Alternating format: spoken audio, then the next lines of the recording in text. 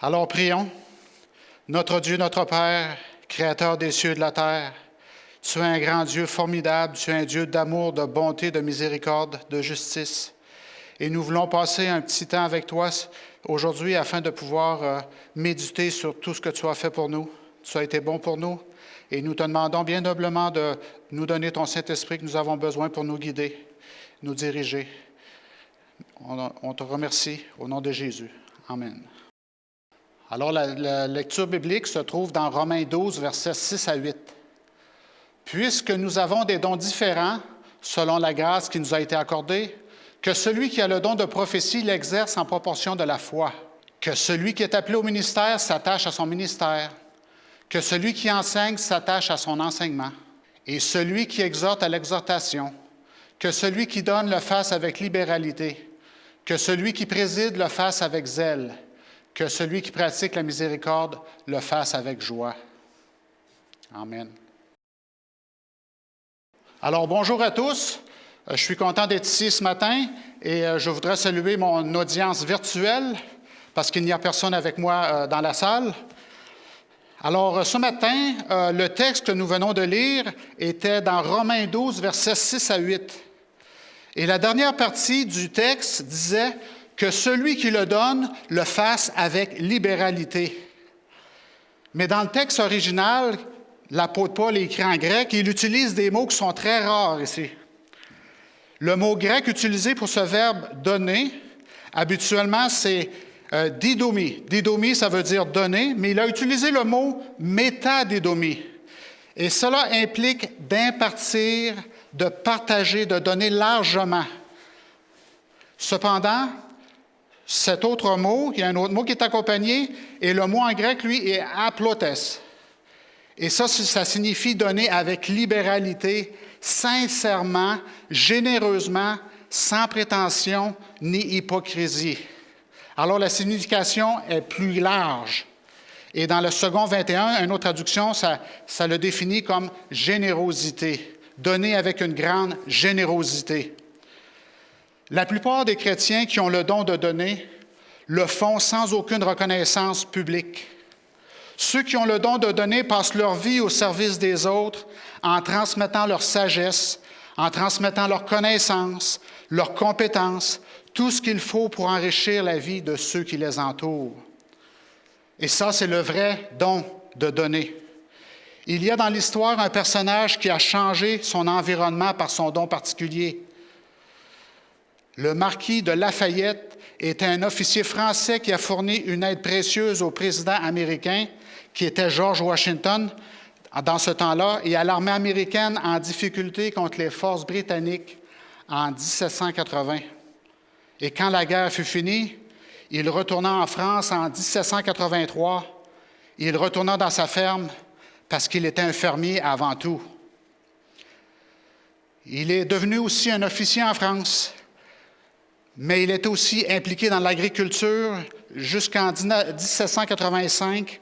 Et cette année-là, la récolte a été terrible dans le pays. Mais la ferme de Lafayette n'avait pas été touchée du tout par la dévastation. Et la ferme avait eu une récolte abondante. Alors, il y a eu un de ses ouvriers qui lui a donné un bon conseil économique. C'était un très bon conseil commercial.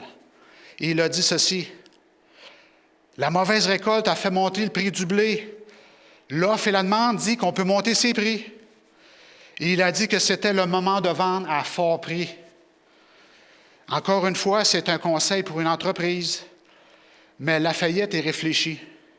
Il pensa aux paysans affamés des villages environnants et de son propre village.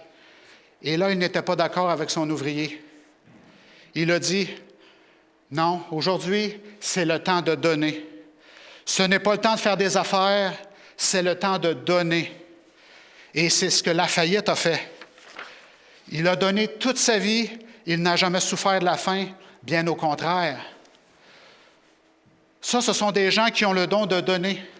Ce sont des types de personnes qui enrichissent la vie des gens autour d'eux en donnant de leurs finances, en donnant de leur temps, en donnant de leur talent. Ils sont des donateurs. Possédez-vous le don de donner? Lafayette a changé la direction de l'histoire en donnant et en partageant ses ressources. Certes, Dieu nous bénit non seulement pour notre propre bénéfice, mais aussi pour que nous puissions être une bénédiction pour les autres dans le besoin. La tendance humaine aujourd'hui, c'est de stocker des choses, n'est-ce pas? Nous sommes des accumulateurs. Et beaucoup d'entre nous, nous avons beaucoup de choses à la maison dont nous n'avons même pas besoin. Et peut-être que demain, c'est une bonne journée pour commencer à fouiller dans nos placards et de se débarrasser de beaucoup de choses qu'on n'a plus besoin. Mais c'est notre tendance humaine. On essaie de construire et d'accumuler de plus en plus. Mais ça, c'est une tendance qui est très dangereuse. Et le meilleur antidote contre ça, c'est le don de la générosité. Il y a beaucoup de gens qui sont dans le besoin. Et même si nous ne pouvons pas répondre aux besoins de tout le monde, nous pouvons le faire avec ce que Dieu nous a donné. Dieu multipliera nos ressources et il le fera, car nous servons un Dieu incroyable et grand. Évidemment, la Bible nous dit, et dans le verset que nous venons de lire dans Romains 12, ça nous dit que chacun a reçu des dons différents. Donc, la question est, lorsque nous parlons du don de donner, cela signifie-t-il que tout le monde n'a pas le don de donner? Et si certains ne l'ont pas, est-ce que cela signifie qu'ils ne sont pas censés donner? Alors, permettez-moi maintenant de l'illustrer un peu différemment. Je vais l'illustrer en posant une autre question. Si une personne n'a pas le don d'évangélisation, est-elle dispensée d'essayer de gagner les âmes au Christ? Voyez-vous où est-ce que je veux en venir? Juste parce que tout le monde n'a pas le don d'enseigner ou le don d'évangélisation, cela ne signifie pas qu'ils ne sont pas censés essayer de partager leur expérience avec les autres. Cela ne veut pas dire qu'ils ne devraient pas essayer de partager l'Évangile avec les autres. L'absence de don n'a pas préséance sur les exigences bibliques clairement définies. Nous sommes tous commandés de partager l'Évangile avec les autres, que nous ayons le don de l'évangélisation ou non. C'est un commandement de Dieu. De la même manière que la Bible dit que nous devrions tous être généreux dans nos dons, c'est un commandement, c'est un ordre qui est clairement établi, défini. Et il n'y a pas de moyen de contourner cela. Je dirais que même si certaines personnes reçoivent ce cadeau d'une façon spéciale, tous les chrétiens devraient pratiquer la générosité dans leurs dons.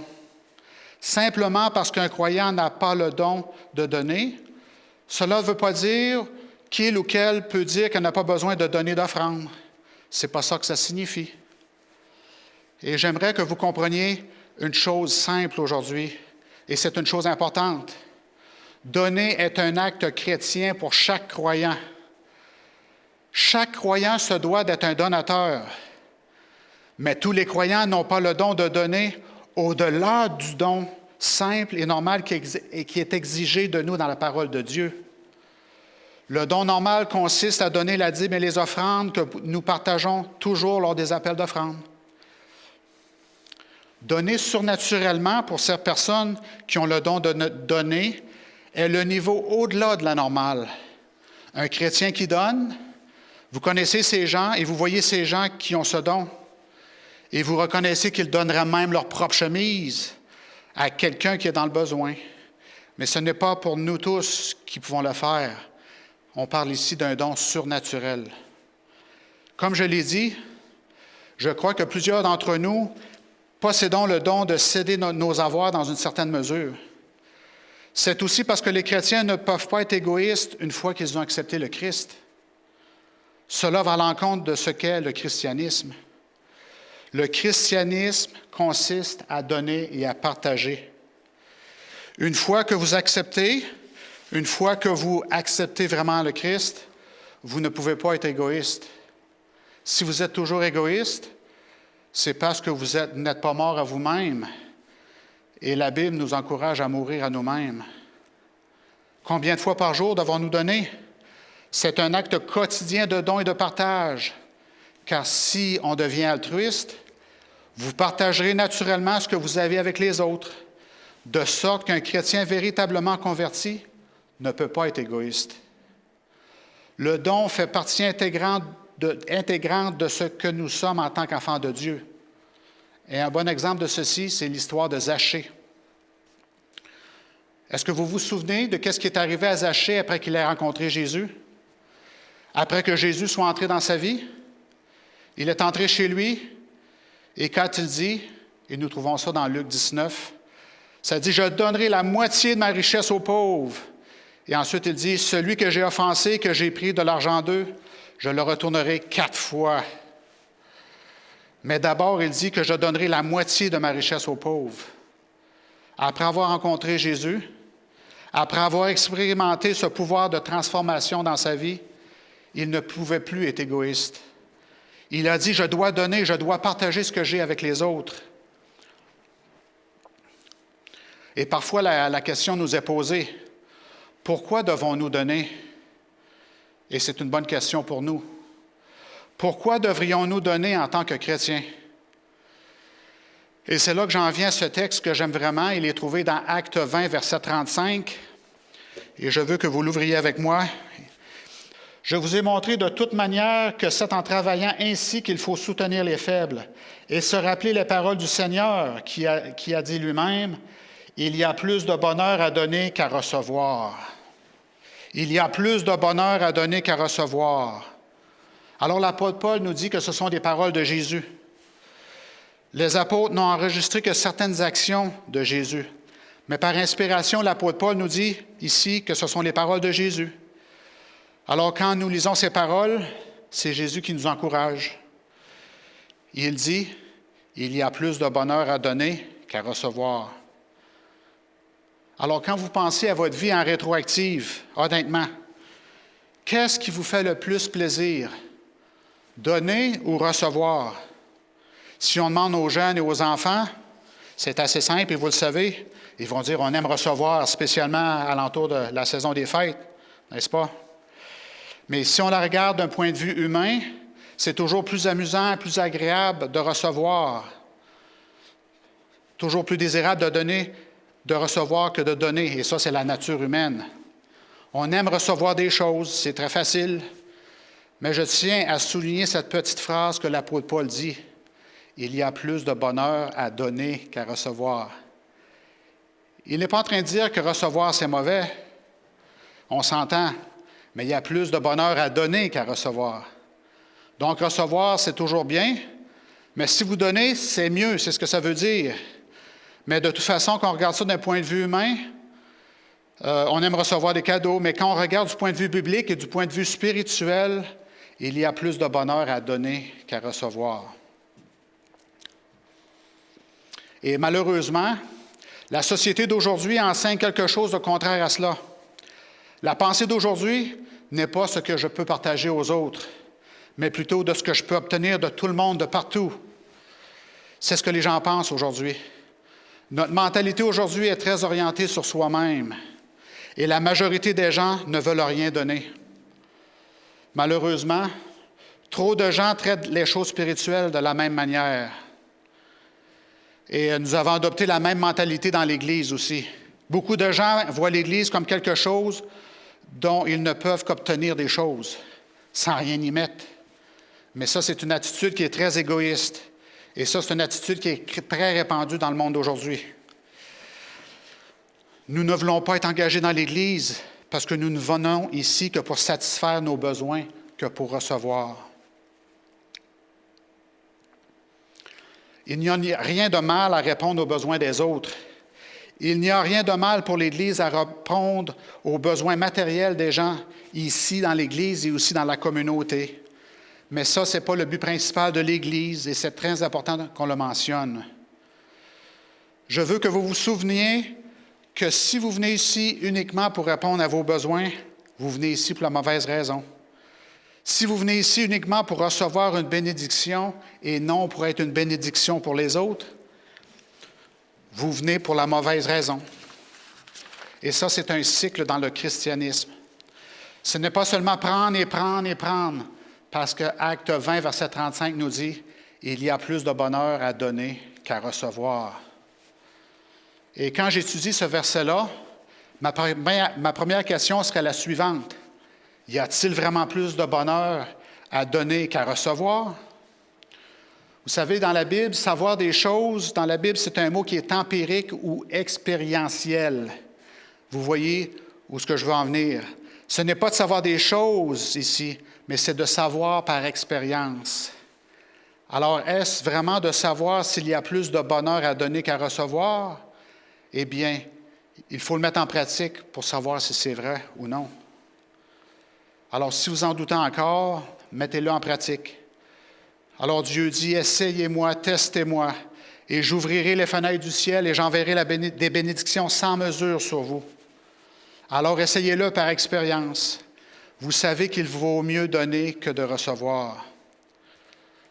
Maintenant, si je vous parle de quelque chose et que je vous dis à quel point c'est formidable et à quel point je suis béni d'avoir vécu ça dans ma vie, vous aurez probablement du mal à vous identifier à moi si vous n'avez jamais vécu la même chose que j'ai vécu dans ma vie.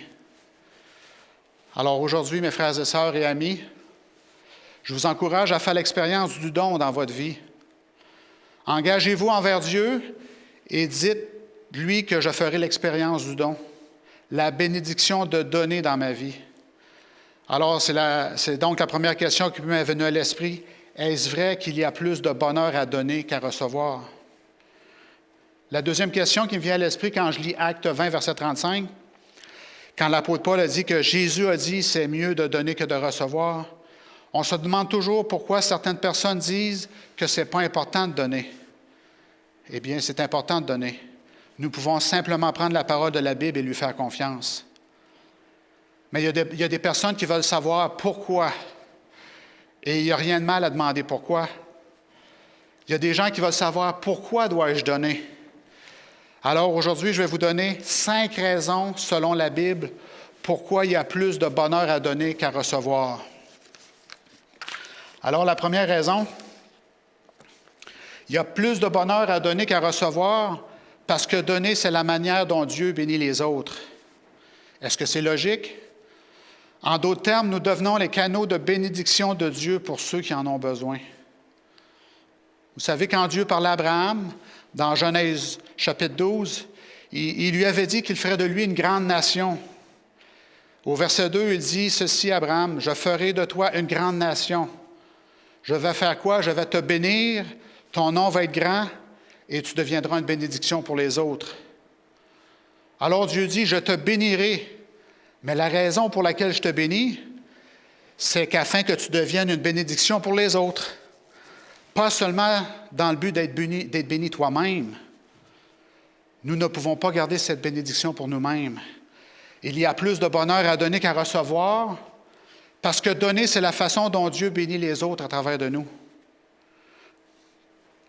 Et j'ai une histoire pour illustrer cela. C'est en 1995, les médias des États-Unis ont annoncé une nouvelle étrange, qu'une femme âgée du nom de Osceola McCarthy avait fait un don de 150 000 $ à l'Université du Sud du Mississippi pour leur fonds de bourse.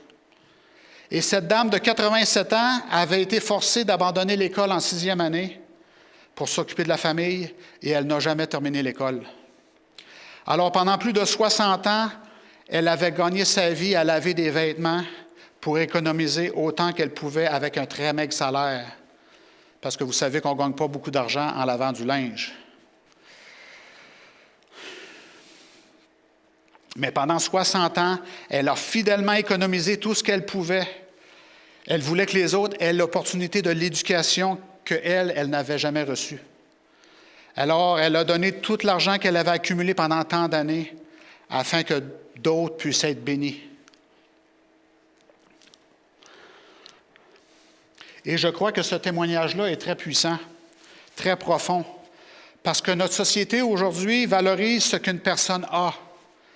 Mais Dieu apprécie ce qu'une personne donne. Vous pouvez aussi devenir le canal de bénédiction de Dieu pour ceux qui vous entourent. Vous pouvez, et si vous dites que vous n'en avez pas assez, regardez cet exemple de Mme McCarthy. Elle économisait petit à petit, et 60 ans plus tard, 150 000 $ plus tard, à la fin de sa vie, elle a voulu bénir les autres avec cet argent. Et là, je ne suis pas en train de vous dire que vous devez tout donner, l'argent que vous avez, n'est-ce pas? Il faut être raisonnable quand même. Mais priez et voyez où est-ce que Dieu peut vous conduire. Regardez où Dieu vous conduit à bénir les autres et de partager ce que vous avez avec les autres. Parce que c'est une valeur qui est très importante. Le point numéro 2, pourquoi est-ce qu'il y a plus de bonheur à donner qu'à recevoir? C'est parce que donner, ça montre le cœur de Dieu. Donner fait partie de la nature essentielle de Dieu. Dans Jacques 1,17, ça dit que Dieu est le donateur de tout. Tout don parfait descend d'en haut. Alors, c'est sa nature.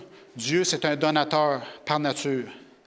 Alors, lorsque nous devenons des porteurs de son image et que nous copions ses dons, nous sommes gentils, généreux. De nombreuses images de son grand cœur, nous devenons de nombreuses petites images de son grand cœur, car c'est lui qui veut partager le plus. Nos cœurs et nos mains sont largement ouvertes, et plus l'image que nous peignons du caractère de Dieu sera grande. Alors pourquoi les gens vont-ils penser à Dieu lorsqu'ils pensent à la façon dont vous utilisez votre argent? Que pense-t-il de Dieu? Que pense-t-il de lui? Est-ce qu'il le voit comme un Dieu généreux? Parce que nous le représentons.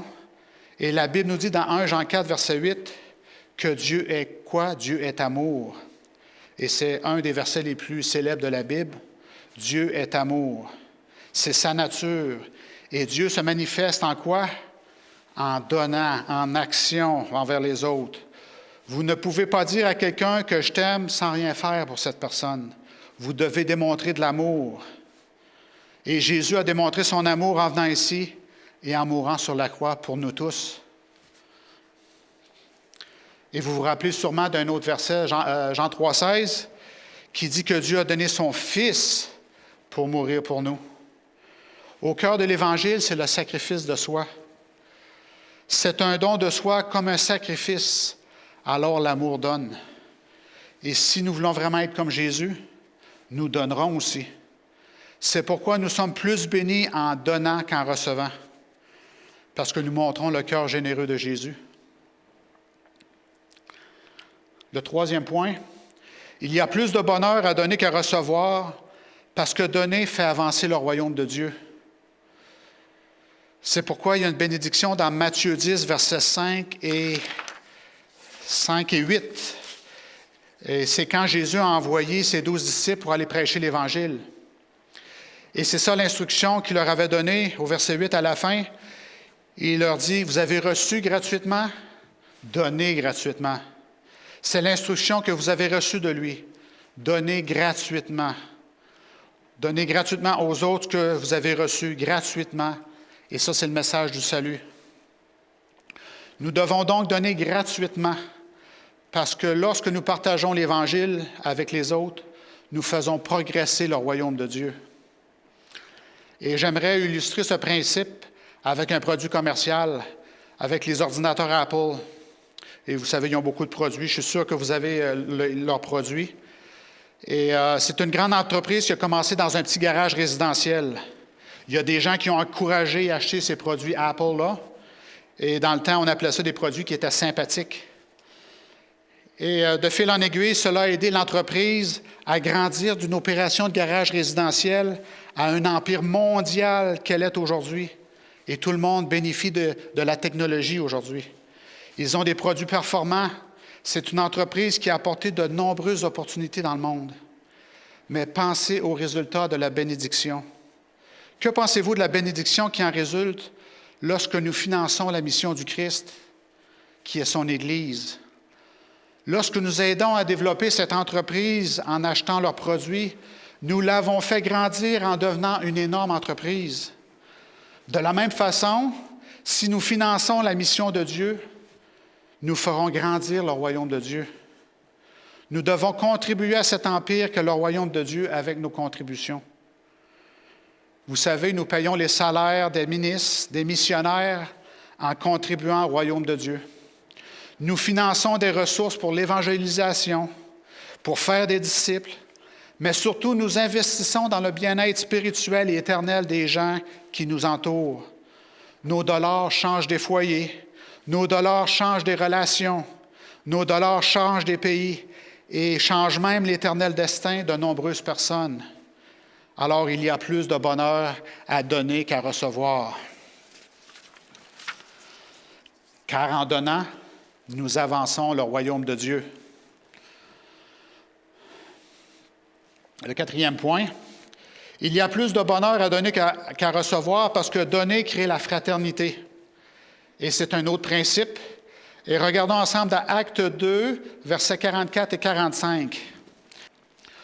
Tous ceux qui croyaient étaient dans le même lieu. Ils avaient tout en commun. Ils vendaient leurs propriétés et leurs biens. Ils en partageaient le produit entre tous, selon les besoins de chacun. Alors, on parle ici de la première Église apostolique. Et je sais que donner, c'est quelque chose qui rassemble les gens d'une manière bonne et aimante. Et c'est ce qui s'est passé dans la première Église apostolique. Ils ont vendu leurs biens, ils ont tout mis en commun et les répartissaient envers ceux qui en avaient besoin. Ils gagnaient de l'argent, ils partageaient les biens entre tout le monde et les partageaient entre tous. Alors, conséquemment, je voudrais noter ici que lorsque les premiers disciples travaillaient pour répondre aux besoins de chacun, ils se sont automatiquement rapprochés dans une fraternité joyeuse. C'est ce que le texte dit.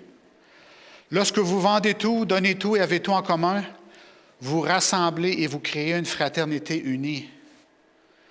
Il est aussi logique de dire que lorsque nous donnons tout aux autres, les autres vont se sentir plus proches de nous. Mais ce que nous ne réalisons peut-être pas, c'est que donner aux autres nous fait aussi sentir plus proches d'eux. Et c'est ainsi que nous créons une fraternité et nous nouons des liens serrés entre nous. Le cinquième point, pourquoi il y a plus de bonheur à donner qu'à recevoir? Parce que donner, c'est un acte d'obéissance. Donner, c'est un acte d'obéissance. Dieu ne veut pas que nous donnions par contrainte ou obligation. Comme il est dit dans 2 Corinthiens 9, verset 7, Dieu veut que nous donnions de façon résolue et déterminée. Et aussi, Jésus nous encourage dans Luc 6, verset 30, c'est des versets que vous pouvez aller chercher plus tard. Il dit, « Donne à quiconque demande. » Donnez à quiconque demande de nous. Essayez de le faire, de donner à tous ceux qui demandent.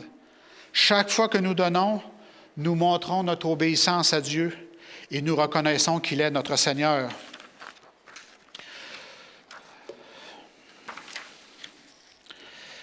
Nous pouvons aussi trouver que certaines commandes sont relativement faciles à obéir, mais la commande de donner, c'est une des plus difficiles à obéir. C'est généralement pas facile quand c'est notre soumission qui est testée. Notre propre nature est un domaine qui rend l'obéissance plus difficile. Et pour la plupart d'entre nous, l'argent, c'est un de ces domaines où il est très difficile pour nous d'obéir à Dieu. Notre portefeuille, c'est souvent la dernière citadelle à tomber sous la domination de Dieu. Et même quand la citadelle tombe, trop souvent, on a tendance à la reconstruire et se protéger avec notre argent. Mais si seulement nous pouvions nous souvenir que les recommandations divines ne sont pas une menace, c'est plutôt le lieu de la plus grande sécurité. Nous devons obéir à Dieu en donnant. Le portefeuille est la dernière citadelle à tomber dans notre expérience chrétienne et nous nous accrochons à cette envie de tout garder. Et quand on le fait, on veut rebâtir ce fort et se placer dans cette fausse sécurité monétaire. Et ça, c'est le cœur humain. Alors, je voudrais conclure par une illustration. C'est l'histoire d'un pasteur dont le cœur était illuminé par un grand zèle missionnaire. Alors, il a demandé à sa congrégation que l'offrande soit prise pour les missions. Il a demandé aux gens de donner généreusement pour les missions. Donc, après le service, il y a un membre aisé de la congrégation qui n'aimait pas beaucoup l'histoire des dons. Alors, il est allé voir le pasteur, il a repris le prédicateur et il lui a dit, « Pasteur, vous allez tuer l'Église si vous dites toujours, il faut donner, donner, donner. » Et peut-être que certains d'entre vous pourraient penser la même chose quand on entend l'appel d'offrande chaque sabbat matin, que nous allons tuer l'Église. Alors, après le sermon, le prédicateur il a dit à sa congrégation, « On a notre frère un tel, ici, il l'a pointé du doigt, Il dit, frère un tel m'a dit que je vais tuer cette Église si je continue à vous demander de donner. Alors le pasteur continue et dit, mais j'aimerais vous dire que les Églises ne meurent pas de cette façon. Les Églises ne meurent pas en donnant. Si quelqu'un connaît une Église qui est morte parce qu'elle a trop donné au Seigneur, je voudrais que vous me parliez de cette Église-là, car je vais m'engager à visiter cette Église et je vais monter sur le toit de l'Église et je dirai que bienheureux sont ceux qui sont morts dans le Seigneur. Alors il continue en disant, assurément, je peux vous dire que les Églises ne meurent pas en donnant. L'Église prospère en donnant. Plus il y a de dons, plus les Églises prospèrent. Et je peux vous dire certainement que les gens ne meurent pas non plus en donnant. Et si jamais il arrive que quelqu'un meurt après avoir donné, alors comme le pasteur le dit, ils sont bénis parce qu'ils meurent dans le Seigneur. La plupart des gens n'ont pas peur de mourir quand ils donnent. Mais il y a une certaine peur quand il s'agit de donner, et c'est ce qui nous empêche de donner. Nous avons trop peur de donner. Non, nous avons peur de trop donner. Notre peur de donner montre que nous ne faisons pas assez confiance à Dieu pour qu'il puisse subvenir à nos besoins. Plus vous donnez, plus vous apprendrez à faire confiance à Dieu. Amen. C'est ainsi que vous apprendrez à faire confiance à Dieu. Moins vous donnez, moins vous aurez confiance en Dieu pour sa provision et sa protection. Alors, mes frères et sœurs et amis, la Bible nous dit qu'il y a plus de bonheur à donner qu'à recevoir. Alors, je veux vous encourager aujourd'hui. Faites confiance à Dieu et à sa parole et mettez Dieu à l'épreuve. Donnez et expérimentez la pleine bénédiction de Dieu dans votre vie. Alors que le Seigneur vous bénisse aujourd'hui. Amen. Tendre Père Céleste, nous voulons te remercier pour le fait que dans les Écritures, tu nous dis que nous avons tous un don, nous avons tous des dons en particulier. Nous te remercions pour le fait que nous pouvons contribuer à ton œuvre en donnant. Et nous te demandons, Père, de bien vouloir mettre ça dans notre vie afin que nous puissions voir les effets et voir tout grandir alentour de nous par ta puissance. Nous savons que tu es Dieu fort et puissant, que tu répondras et que tu nous béniras dans tout ce que nous entreprendrons. Alors, c'est au nom de Jésus que nous prions. Amen.